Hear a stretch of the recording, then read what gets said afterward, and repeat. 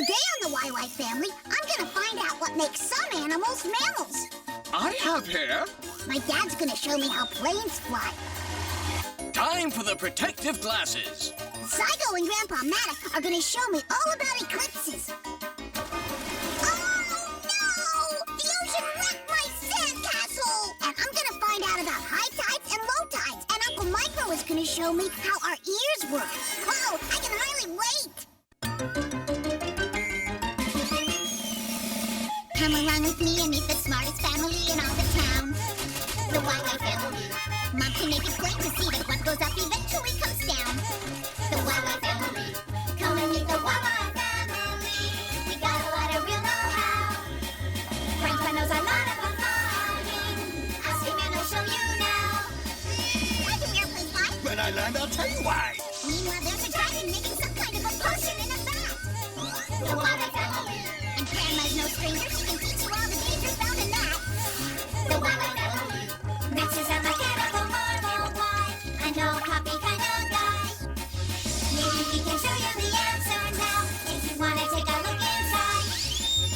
Everybody's in a lather. Rushing, wondering what's the matter. Every person hears a cry. He rushes to the baby side. What's the deal? What could it be? Just as the YY family. Hey, the questions that you have are not too serious. The animals and plants are not so mysterious, so have no fear. Everything will be made clear. The Quick and Quack are here.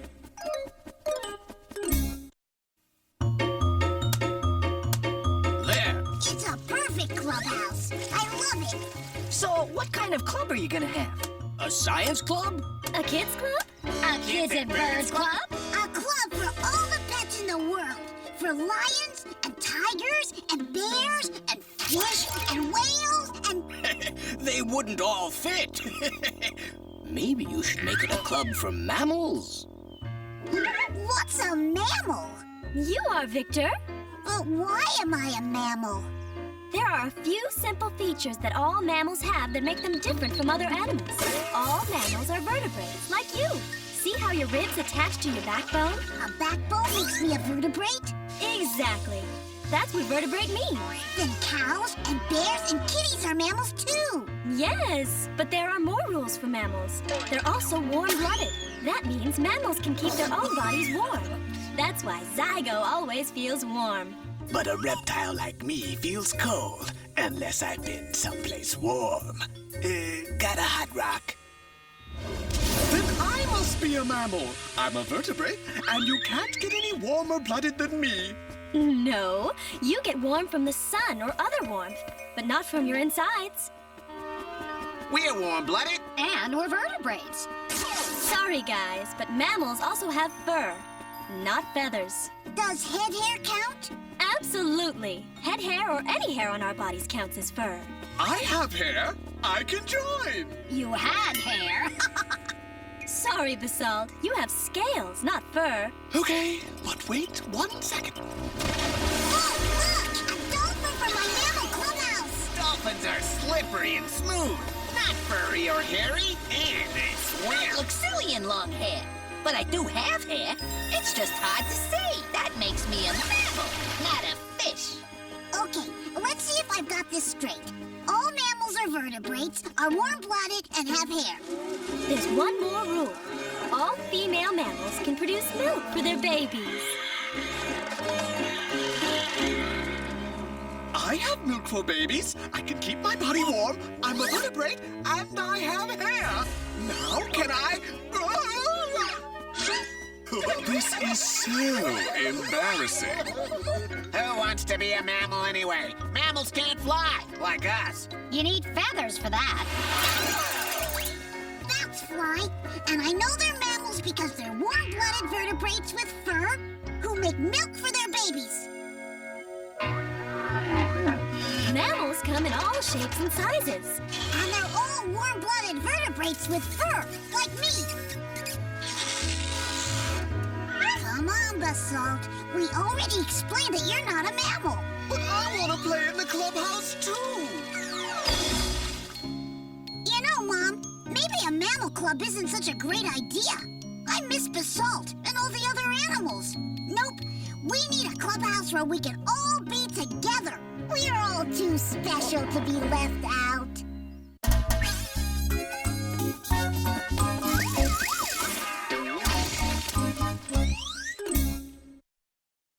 How does it do this? How does it do that? Max is the one with the electronic knack. Machines are his thing, so don't go berserk. That's on the job. You'll find out how they work.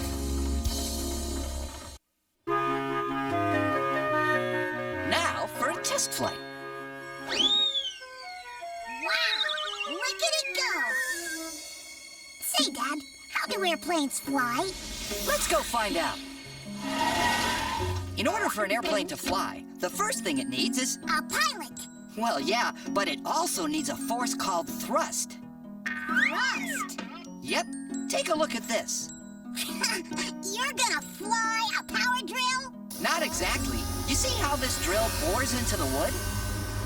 Well, an airplane propeller bores into the air the same way and pulls the plane along with it. So thrust moves the plane forward? You got it.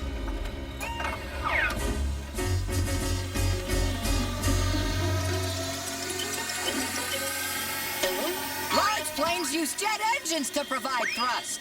How does a jet engine produce its thrust? I'll show you.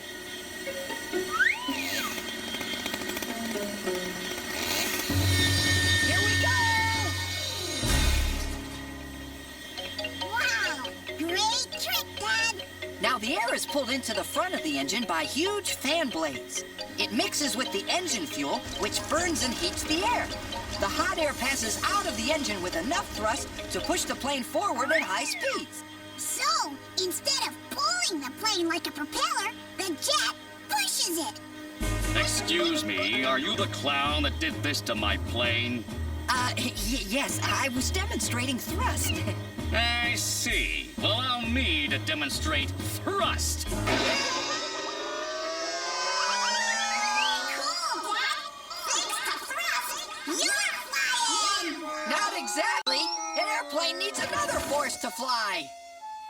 It's called lift, and it's produced by the movement of the air under the plane's wings. A plane's wing is curved, so the air passing above the wing moves faster than the air below it. This produces a difference in air pressure, which forces the wing upward. Now, let's check out thrust and lift firsthand. Oh, Dad!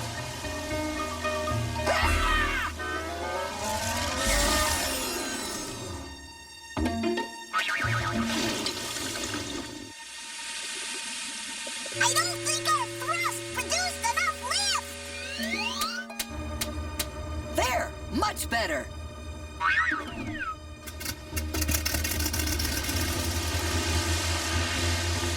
Hey, Dad! We seem to have picked up some water. That's good. A perfect opportunity to demonstrate weight. You see, you need enough thrust and lift to overcome the weight of the plane. The final principle is called drag. Air friction acts to hold the plane back. Thrust and lift have to be stronger than drag and weight. And you see what happens if they're not. Thanks, Dad. Now I understand how a plane flies. If I ask you how a restaurant works, can we go have some lunch? I thought you'd never ask.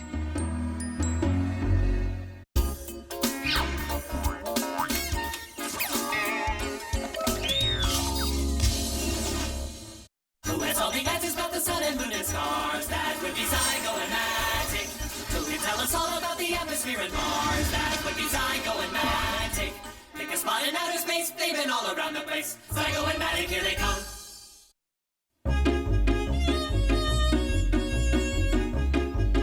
Hey, everyone, come and see! It's an eclipse!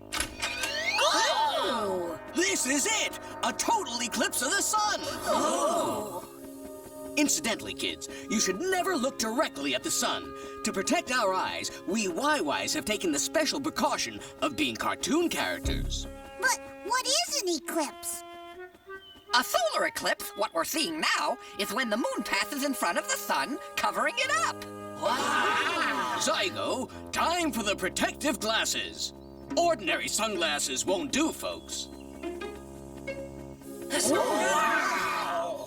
Now the sun is hidden behind the moon, just like Zygo is hidden behind me. Ha! I bet the sun has a better view. How can the moon cover up the sun? I thought the sun was a kajillion times bigger. Well, actually, the sun is 400 times larger than the moon, but it's also 400 times farther away, which is why it appears to be almost as large as the sun and can cover it up. Just like I can cover up Uncle Scopo with my thumb. Wow, a giant thumb. Help! I'm being smushed. Exactly. And now that we know how eclipses look on Earth, let's go see what we can learn about them in space.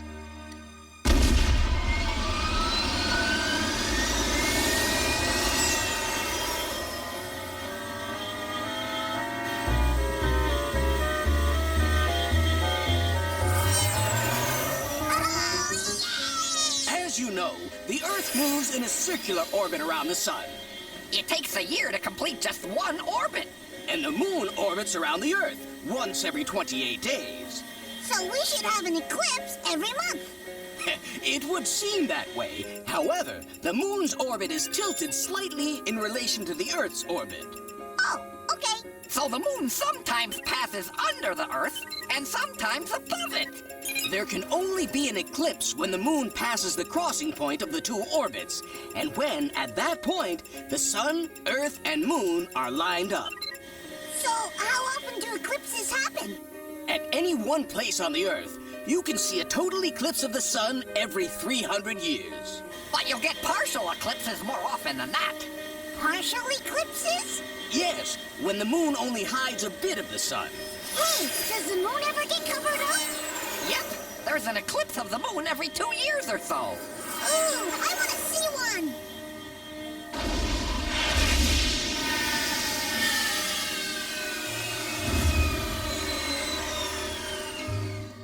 Here we go! The moon is about to move into the Earth's shadow. And since it's not lit by the sun anymore, it grows much darker. But it doesn't disappear completely. Oh, wow. That's beautiful. Oh! With all this talk of the moon, looks like Zygo spaced out.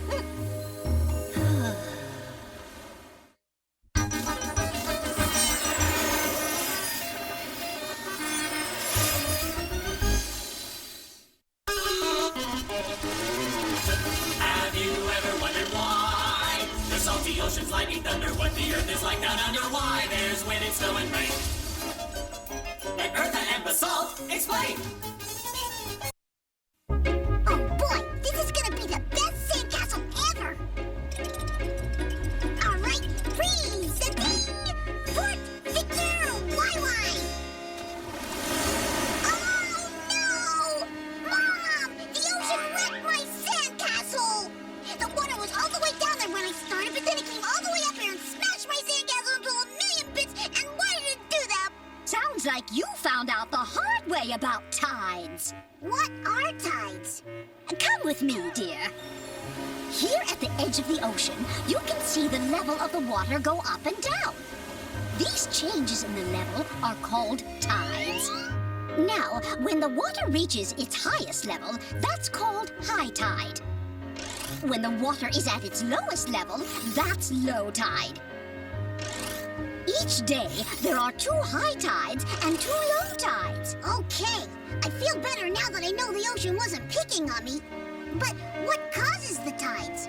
Well, it's quite simple, Victor, dear. The moon causes the sea to go up and down. Well, what does it do? Suck up the sea? Okay, so maybe it's not that simple. Let's start at the beginning. The Earth pulls everything towards its center. That's called gravity. Gravity is the reason everything, including the oceans, stays on the Earth. Can you imagine what would happen if gravity didn't exist? Everything would float all over the place. Right. So, we're lucky there's gravity. Lucky, she calls it.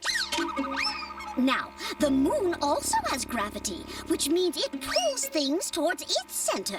So, how come we're not being pulled up to the moon? Because because the Earth is much larger than the Moon. So its gravitational pull is much stronger than the Moon's. But the Moon does pull on the Earth, and that's what causes tides. When a large area of the ocean is within the Moon's reach, it feels its pull. A huge bulge forms. I bet that's high tide. You're right, dear. And then as the Moon travels in its orbit around the Earth, it moves away from the water it was pulling on. And since the water is no longer being pulled by the Moon, Low tide. Hey, the sun's bigger than the Earth or the Moon. Does it have anything to do with tides? yes, it does. The sun is a lot farther away than the Moon, so it doesn't have as much of an effect on tides. But if the sun and the Moon are lined up, then the high tides are higher and the low tides are lower. The tides vary from one region to the other. Keep an eye on the tide. It's often faster than you think. I'm wet!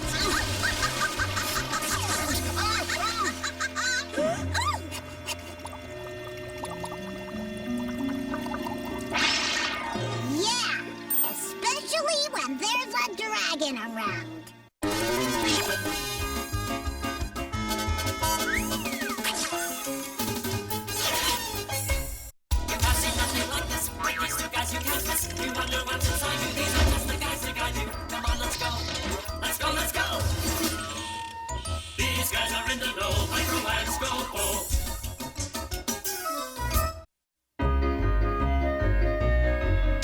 Victor, take it easy with those things. I'm trying to take a nap. Oh, sorry, Uncle Micro. Why don't you put cotton in your ears? I tried that. Uncle Micro, how could you hear with all that cotton in your ears? Hey, how do we hear? Let's go. Where are we, Uncle Micro? We're just inside a human ear. Hey, there's an echo. Hello? Hello? I must be hearing things. Oh well, time to practice. This is the tympanic membrane, better known as the eardrum. Yeah, it doesn't look like a drum. Sure it does. Use your imagination. You see, sound waves enter the ear. The sound waves hit the eardrum, creating vibrations. And that's why we hear sounds. Well, there's more to it than that. There always is. Now we're in the middle ear. Over there is the back of the eardrum. What are those funny-looking things? Those are tiny bones called ossicles. They're also known as the hammer, anvil, and stirrup. The ossicles transmit the vibrations from the eardrum to the semicircular canals of the inner ear. Note how the vibrations travel to the inner ear. Whoa, no more late-night TV for me. Scopo, stop clowning around and get down from there this instant. This instant was just a figure of speech, you know. Where was I? The vibrations travel to the inner ear. Right. Put these on and follow me. Whoa, where are we now, Uncle Micro? We're in the semicircular canals of the inner ear. This fluid transmits the vibrations from the ossicles.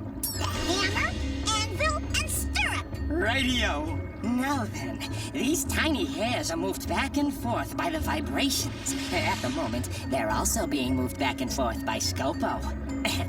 The hairs send signals into the auditory nerve and up to the hearing center of the brain, which translates the signals into recognizable sounds. I said clean up your room.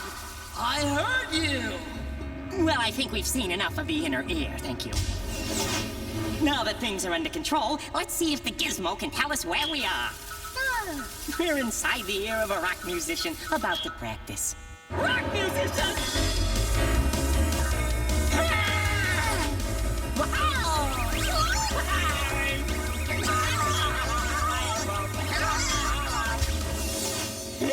That was close. Whew, that was fun. Let's do it again. Yeah, maybe another time. And now then, if you'll excuse me, I'm going to take my nap. Micro?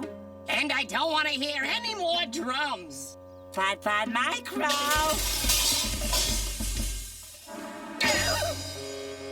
Why don't grown-ups ever listen?